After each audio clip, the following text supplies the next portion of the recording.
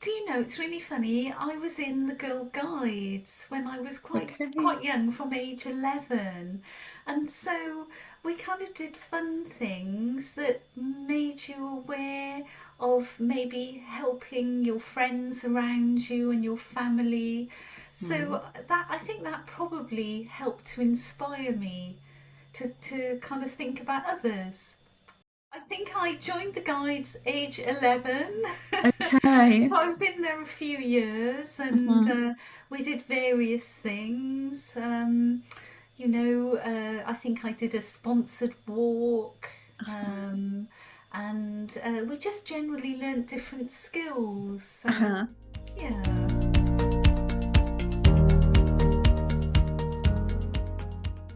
Well, that's a great question because it was actually during lockdown.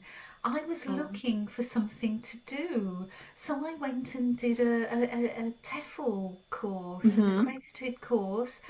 When I completed it, I thought, well, what am I going to do with it now? So I then, coming out of lockdown, everyone was using Zoom a lot more, and I thought, well, perhaps I can put this new skill into use. So I contacted Leah, and it really came out of quite a dark period for Hmm. everybody, but something very positive. Yeah, I think that was the thing because I'm not based in London. So, Leah's obviously a London-based organisation, and it's lovely being out in the southwest of the country to Hmm. be able to connect with people in London, teach people in London and the outlying areas. Hmm. I really enjoy that. So that is a positive. And Zoom, I think, lockdown really helped us to look at how we use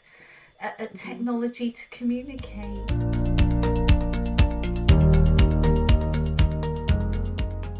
I think everything surprised me when you're new because you're getting used to. For me, it was Zoom, so getting used to Zoom and Yeah. using different resources, Hmm. digital communication, and also just the range of students as well. Yeah, so.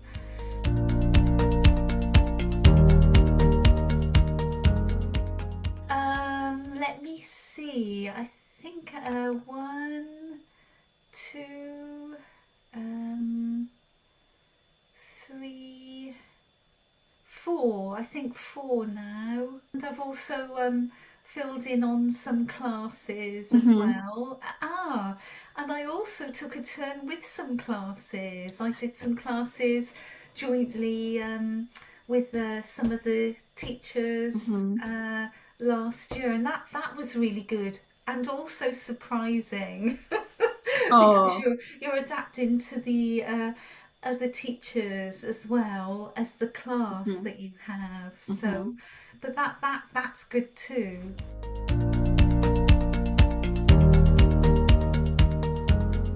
Oh yeah, yeah, a huge range, because I found that that's something that will probably interest people. That if you're one to one, then the two of you are really determining everything.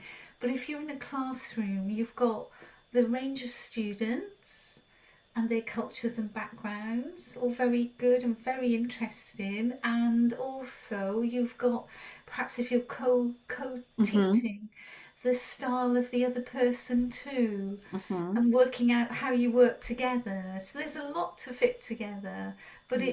it's good fun. Oh. It's like going live with when you first start and you're new, you feel like you're going live with a theatrical production. And you're trying to make sure everything's in place. Hmm.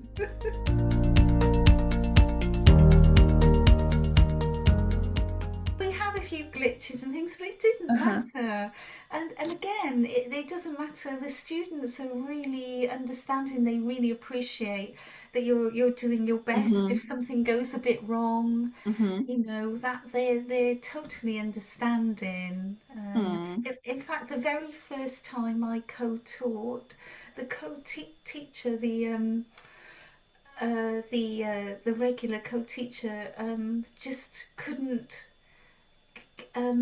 connect.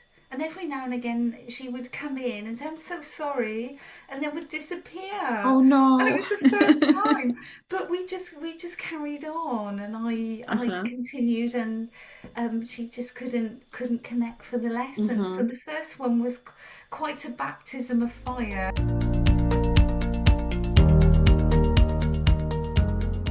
I think that's probably the worst. Okay. But it wasn't, it didn't put me off.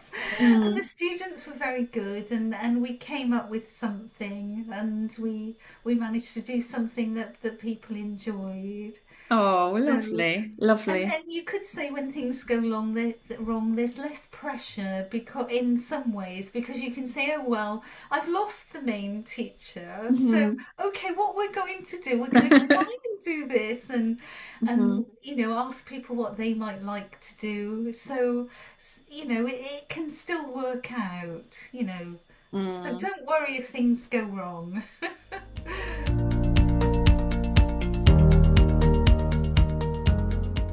Sure. I've got two actually.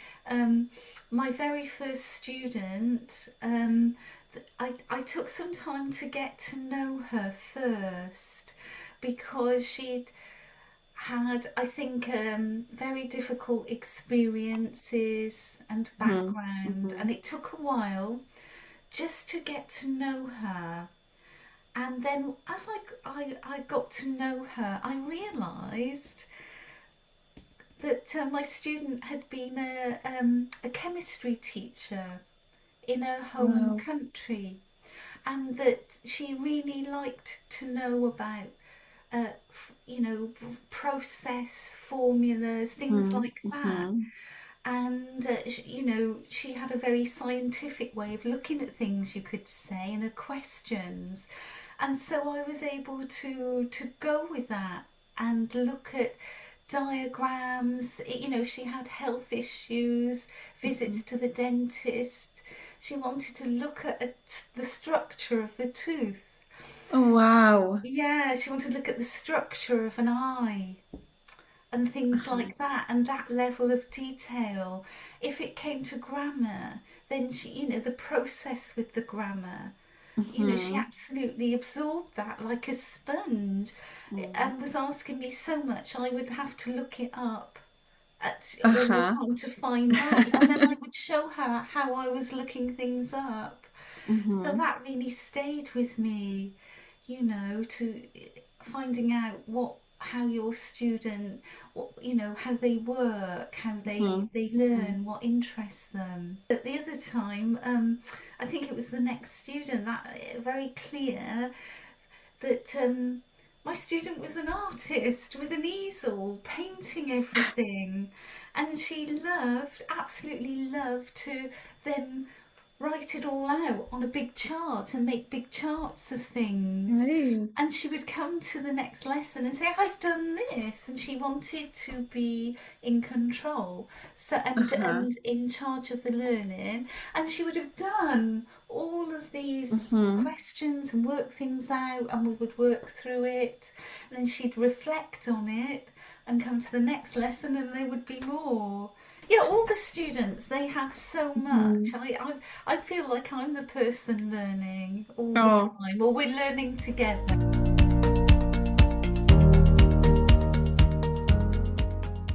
I think I think it surprised me how much I enjoy doing it.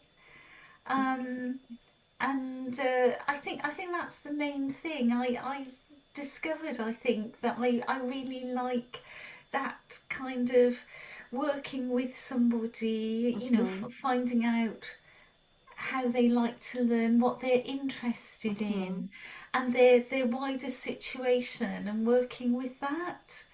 So yeah, I think I discovered I like that coaching, Hmm. teaching, mentoring. Yeah, Hmm. that has surprised me that it doesn't. it doesn't phase me, you know, if Mm-hmm. we have to change because maybe something's happened that week for them. Maybe Mm-hmm. they've got the student has an appointment, Mm-hmm. or perhaps they've had a problem with a neighbour, or something has happened outside, Mm-hmm. and we're gonna talk or write or look at that, you know. Mm-hmm. I think I've discovered that it doesn't phase me. I thought perhaps I would panic, Uh-huh. but I don't. What one-to-ones, I think, Mm-hmm. particularly, I with the class, I think it's good to have some, you know, obviously have a plan for it Yes. one-to-one and the class, but sometimes things can change a bit in the class. But Mm-hmm. because you've got a Mm-hmm. group of people, Yes. Yeah. you know, having a plan and a lesson, that does usually work.